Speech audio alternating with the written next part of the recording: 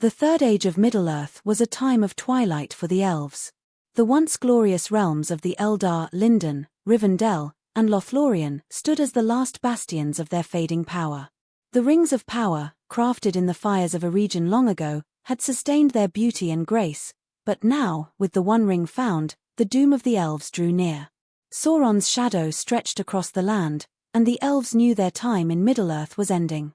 For centuries, they had watched the rise and fall of kingdoms, the folly of men, and the ever-growing darkness. Yet, even as they prepared to depart for the undying lands, they played a crucial role in the fate of Middle-earth. This is their story, the tale of wisdom, sorrow, and sacrifice, as seen through the eyes of the firstborn. In the hidden valley of Rivendell, Lord Elrond Half-Elven called a gathering unlike any other. Messengers from all free peoples had come, but it was the elves who understood the true peril of the One Ring. Elrond, his face grave, spoke of Isildur's failure and the ring's corrupting power. The ring must be destroyed, he declared, his voice echoing through the halls.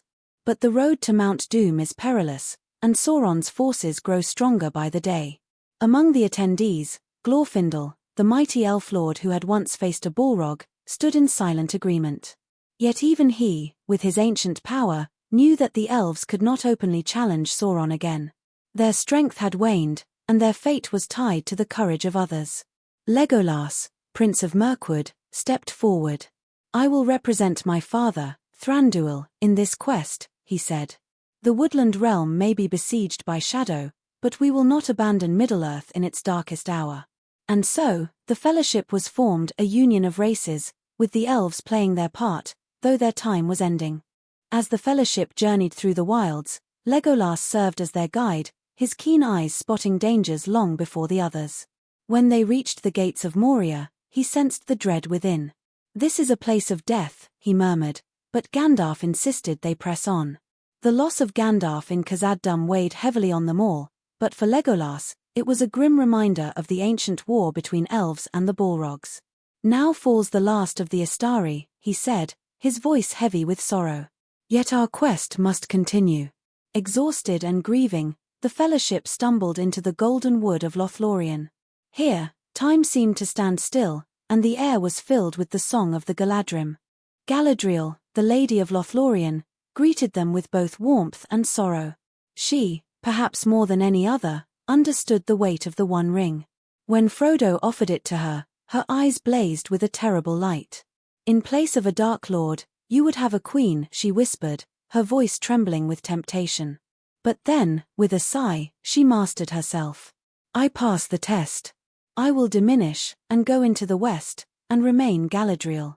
To each member of the Fellowship, she gave gifts, wisdom for some, weapons for others.